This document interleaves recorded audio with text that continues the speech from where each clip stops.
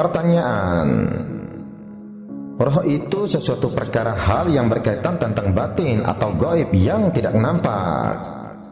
Bagaimana mungkin bisa mengenal sesuatu yang tidak nampak, sesuatu yang batin?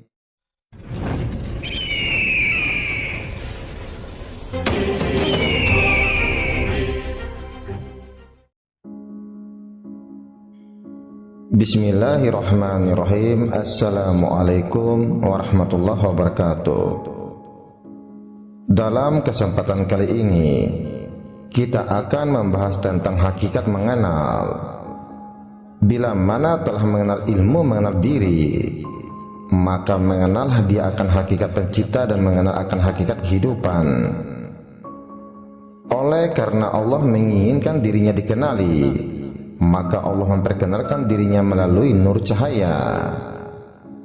Nur ini juga dikenali dengan berbagai nama. Di antaranya disebut dengan Nur Muhammad, Ahmad, Roh Kudus, Hakikat Muhammad, Hakikat Syahadat dan lain-lain. Dengan Nur Muhammad inilah yang menampakkan kepada makhluk akan penjahiran Allah.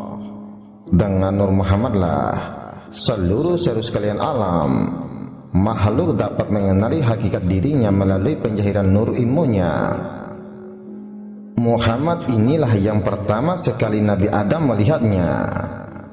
Muhammad inilah yang sebenar-benar diri yang mengenal. Muhammad inilah hakikat amanah atau dipercayai. Diri yang tidak pernah mengkhianati dirinya sendiri. Dirinya sendiri yang tahu dan percaya terhadap segala sesuatu. Muhammad inilah hakikat sidik atau benar, yang tidak pernah mendustakan dirinya. Hanya dirinya sendiri yang tahu akan kebenaran segala sesuatu. Muhammad inilah hakikat fatonah atau bijaksana. Hanya dirinya sendiri yang tahu akan kebijaksanaannya terhadap sesuatu, yang dirinya tidak bodoh. Muhammad inilah hakikat tabligh atau menyampaikan, yang tidak menyembunyikan segala sesuatu dari dirinya. Hanya dirinya sendiri yang tahu akan hakikat apa yang ingin disampaikan. Muhammad inilah yang menjahirkan akan hakikat pencipta, yakni Allah yang Maha Esa atau Ahad. Siapakah Muhammad? Roh Kudus, makhluk, jasad, aku, engkau, kita, Quran dan lain-lain. Orang berkata mengenal Allah itu haruslah mengenal diri. Mengenal diri itu adalah mati sebelum mati. Kalau tidak mati, itu namanya sok sendiri. Sekali lagi aku ingin mengatakan bahwa maksud mati sebelum mati itu cuma istilah yang digunakan oleh orang-orang yang belajar tentang ilmu ma'rifat. Tetapi maksud mati sebelum mati yang sebenarnya itu adalah bila mana diri jasad itu mampu dimatikan atau difanakan atau dileburkan. Lebur juga bukan bermaksud dihancurkan diri jasad itu, dikubur atau dimusnahkan jasad itu hidup-hidup sampai lebur dan mati. Jasad itu tetap ada seperti asalnya. Dia cuma kiasan yang bermaksud matikan sikap keakuan diri agar dapat bisa melihat hakikat siapa yang sebenar berkuasa di dalam tubuh jasad itu. Soal siapakah yang berkuasa di dalam diri jasad kita itu? Jawab, bahwasannya yang berkuasa di dalam diri jasad itu adalah roh.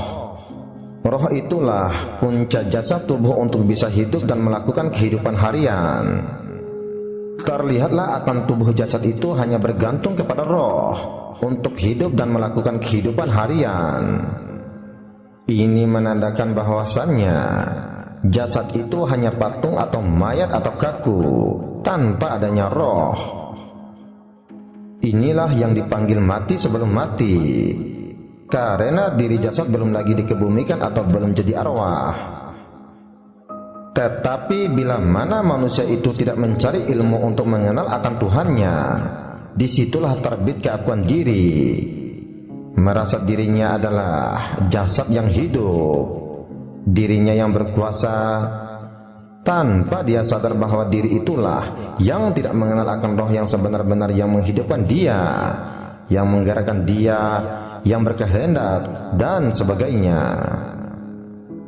Bila mana merasa diri jasad itu ada, aku yang berkuasa, aku yang kuat, aku yang melihat, aku yang mendengar, dan lain-lain sebagainya, maka itulah yang dianggap tidak mati, atau diri yang tidak mengenal hakikat diri yang sebenarnya diri, yaitu roh. Karena tidak mengenal diri, maka banyak orang yang mengaku, kemarin aku yang bersedekah, aku yang sholat, aku yang berzikir, dan seterusnya. Katanya dirinya sudah mati. Mana mungkin ada orang yang mati bisa ingat bahwa kemarin dia yang bersedekah, yang sholat, dan yang berzikir. Ini namanya pengakuan palsu, mengaku mati hanya sebatas di bibir saja. Ketahuilah, tubuh jasad itu tidak mampu untuk berkuasa, mendengar, melihat, berkehendak, dan lainnya.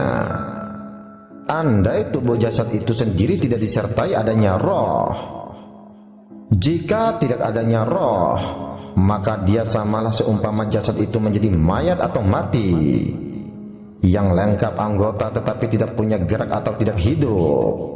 Dia ibarat mati atau kaku atau keras. Jelaslah bahwa diri jasad itu mati tanpa roh. Rohlah yang sebenar-benar diri yang berkuasa. Pertanyaan: roh itu sesuatu perkara hal yang berkaitan tentang batin atau gaib yang tidak nampak. Bagaimana mungkin bisa mengenal sesuatu yang tidak nampak, sesuatu yang batin? Apakah bisa yang zahir itu mengenal yang batin? Bukankah Allah juga ada berfirman, dan mereka bertanya kepadamu Muhammad tentang ruh. Katakanlah, ruh itu termasuk urusan Tuhanku, sedangkan kamu diberi pengetahuan hanya sedikit. Quran Surat Al-Isra ayat 85. Jawab: benar, ruh itu memang urusan Tuhan, dan kita tidak akan diberikan pengetahuan tentang ruh melainkan hanya sedikit. Ketahuilah, yang mengatakan sedikit itu adalah Allah. Jadi pengetahuan itu sedikit bagi Allah, namun sangat banyak bagi manusia. Tentang persoalan bagaimana cara mengenal ruh, caranya adalah lewat diri zahir. Tujuan terciptanya diri zahir itu untuk memperkenalkan adanya yang batin. Makanya wujud diri jasad atau makhluk bagi menjahirkan adanya roh. Tubuh jasad hanya makhluk untuk menjahirkan atau memperkenalkan akan adanya roh. Andai diri jasad itu tidak ada atau tidak wujud, bagaimanakah roh itu bisa dikenal? Bila mana sudah memahami hakikat sebenar di dalam tubuh jasad itu, ada suatu kuasa yang menjahirkan segalanya tentang hidup jasad, yaitu kuasa roh. Maka fahamlah bahwa jasad itu sebenarnya kaku, mati tanpa ada hakikat roh, atau mati sebelum mati. Jasad itu tetap ada, tetapi barang mati tanpa roh, maka rohlah yang harus dipandang atau dilihat akan kenyataannya yang sebenar. Tubuh hanya mengikuti apa yang roh itu berkehendak. Inilah mati sebelum mati yang menjadi istilah bagi mempelajari ilmu ma'rifat. Bila mana orang yang sudah mengenal roh, dia secara tidak langsung telah mengenal Allah. Kenal garam asin datang sendiri, kenal gula manis datang sendiri.